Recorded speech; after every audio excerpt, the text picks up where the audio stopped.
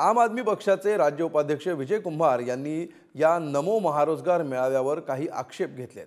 काय त्यांचे आक्षेप पाहूया। 43 ते 50 हजार लोकांना नोकऱ्या दिल्या जाणार असं भासवलं जात होतं, परंतु प्रत्यक्षात शासनानेच पुरवलेला जो तक्ता आहे त्याच्यात बघितलं तर या 50 किंवा 43 हजारापैकी जवळपास 30 हजार पदं ही ट्रेनी म्हणजे शिकाऊची आहेत, त्या नोकऱ्या नाहीत। म्हणजे त्यांना नोकरी देतो असं भासवायचं आणि परत ट्रेनी म्हणून पाठवायचं असा हा प्रकार आहे आणि हा तरुणांच्या भावनांशी केला गेलेला खेळ आहे।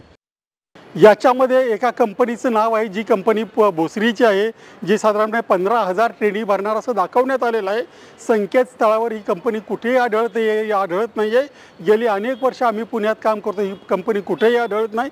शिवाय बारामतीची एक कंपनी आहे, ती कंपनी 1000 लोकांना ट्रेनी म्हणून घेणार आहे, त्या कंपनीचंही कुठे संकेतस्थळावर नाव आढळत नाही।